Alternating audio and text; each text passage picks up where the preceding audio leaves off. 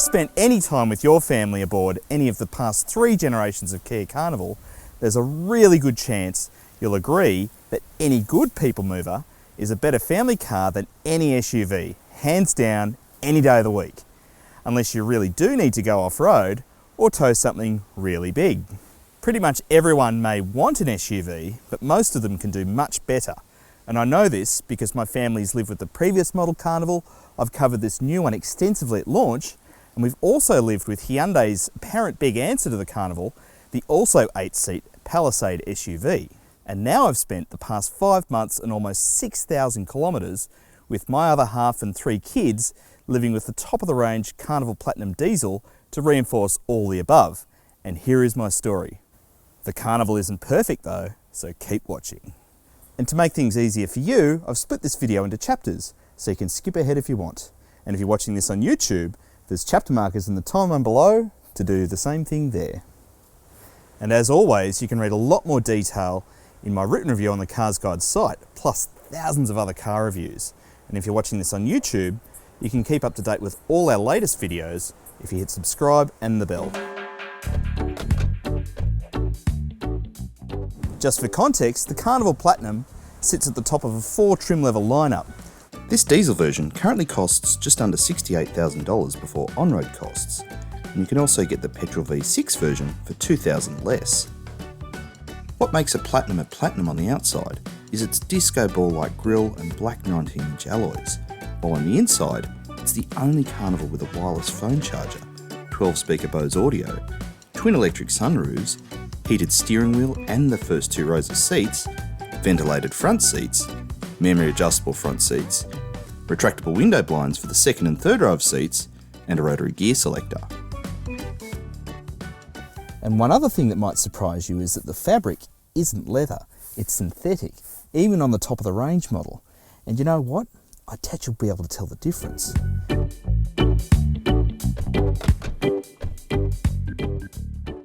The new Carnival is actually very close in overall size to the Hyundai Palisade, but the Carnival has a lower floor and a shorter nose to make much better use of the space inside. And like the last Carnival, this extra space is most obvious in the boot, with the low floor creating this massive opening which leaves a huge space, and I thought the Palisade boot was big. This is way bigger. Even if you do use the third row of seats, they create a massive hole down here that seems to go all the way down to the road. So with 8 people on board, you've got a good chance of being able to fit 8 people's worth of luggage. We generally left the third row folded though, with our child seats all across the second row. And boy, did it come in handy. Watch this.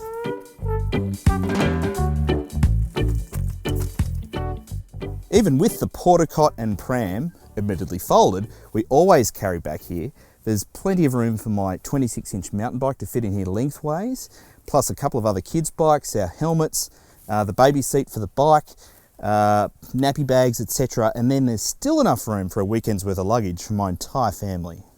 It also made us very ambitious with IKEA Click and Collect, but with the second row slid forward, it swallowed the whole lot. And then on top of all that, there's these really handy cubby holes in the side here, so you can fit stuff like picnic blankets, first aid kits, you know, sunscreen, change mats, without getting in the way. And if you do want to use the third row of seats, there's more room back there than pretty much any other car, and you're well looked after with things like cup holders, USB points and vents.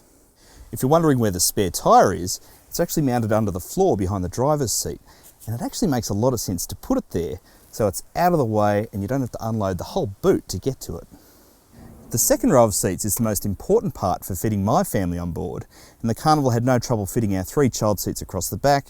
That's 2 0 to 4 seats either side of a harness booster in the middle, and the Carnival's long wheelbase makes plenty of room in the front for mum and dad ahead of the rear-facing child seat.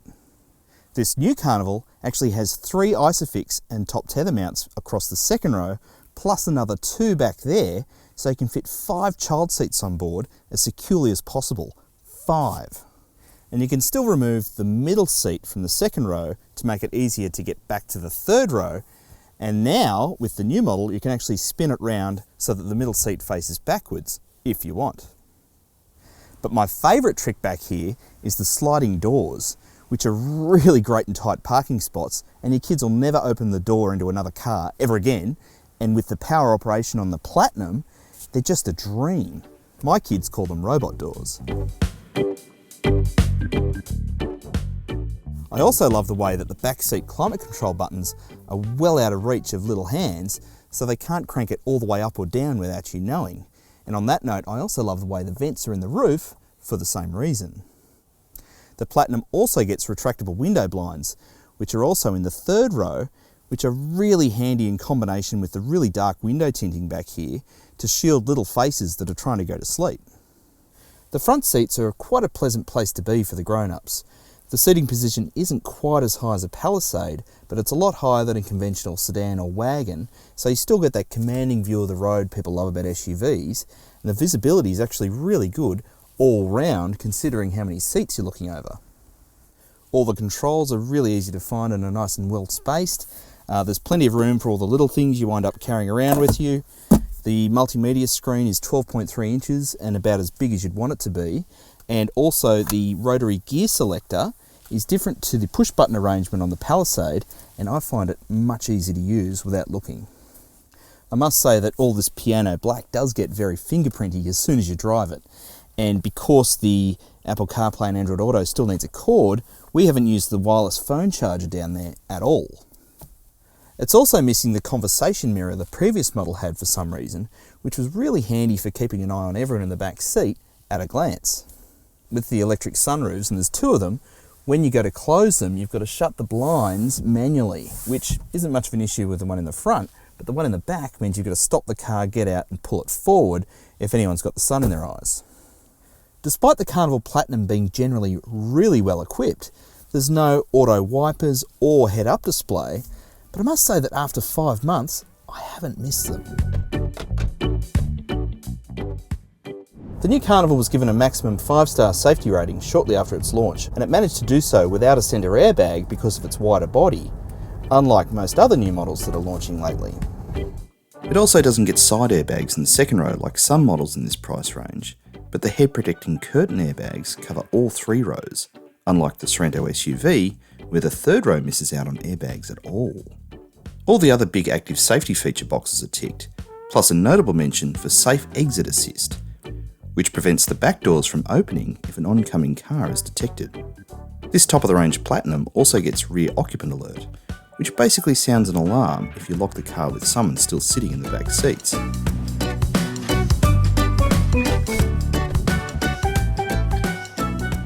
Like all Kias, the new Carnival carries the industry benchmark 7-year unlimited kilometre warranty, with 7 years of roadside assistance and cap price servicing. Service intervals are also the benchmark 12 months or 15,000 kilometres, and cap price servicing is decently priced at just over $3,500 in total, spread over the first 7 services. Over the almost 6,000 kilometres we've done aboard this diesel Carnival, our fuel consumption figures have been remarkably consistent, with just a smidge more than 1 litre per 100 kilometres difference between our best figure and our worst. Our overall average of 8.16 litres per 100 kilometres is a fair bit higher than the official combined figure of 6.5. But it's pretty amazing given 4 of our 5 months were spent doing occasional suburban runs, which is a tough environment for fuel efficiency. And the Carnival's new diesel engine helped to do much better than the 8.9 figure we got from the old one, which is the same number we got from the Palisade. But for families, the most impressive number will probably be that it's not too hard to squeeze 900 kilometres out of the tank between fills of the 72 litre tank, which meant we only needed to go to the servo about every 3 weeks. So the new Carnival diesel is pretty good from an efficiency standpoint, but it would be good to see a plug-in hybrid version using the mechanicals from the Sorento hybrid that's just launched.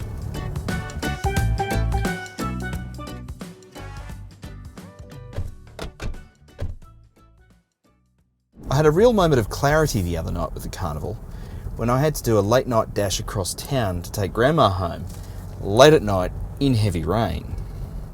Now modern SUVs are more stable and nimble than ever, but I still tend to forgive them a fair bit of roly-poly behaviour because I tend to be driving around at more of a relaxed pace with the comfort of those in the back seat as my priority, rather than getting to my destination as quickly as possible. But if you are ever in a hurry, SUVs still tend to feel a bit cumbersome. Now, I was in a bit of a hurry after dropping Grandma home, and it dawned on me that the Carnival just feels more planted and kind of trustworthy in that sort of environment than the Palisade or any of its SUV rivals. Which is pretty amazing if you think about it, because when I was growing up, people movers were the slow and wobbly family car, but the Carnival's behaviour in the wet, late at night, is really what you want from a family car, and it's ultimately safer. As I said before, you still get the commanding driving position of an SUV that everyone wants, but the Carnival's lower centre of gravity makes it drive more like a traditional sedan or station wagon. And if you think about it, that also means the Carnival's less likely to cause car sickness. The new diesel engine has more than enough oomph for carrying my family around, even on the highway. But if you ever wanted to trade a bit of that efficiency for more performance at a cheaper price, there's always the petrol V6 option as well. Bottom line, the Carnival is still a stable and comfortable car.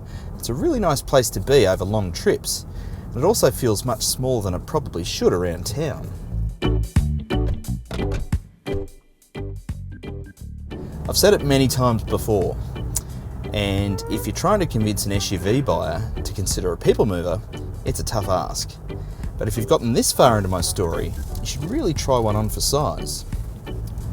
I gave the Carnival Platinum a 9 out of 10 when I reviewed it at launch, and I still think it's worthy after living with it for 5 months.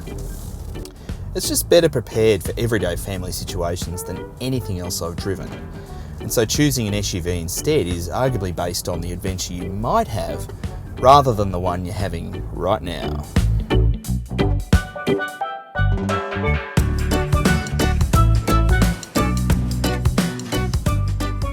And don't forget, there's a lot more detail in my written review over at the CarsGuide site, along with thousands of others. And if you want to keep up to date with any new models that arrive, make sure you hit subscribe and that bell icon so you don't miss out on anything.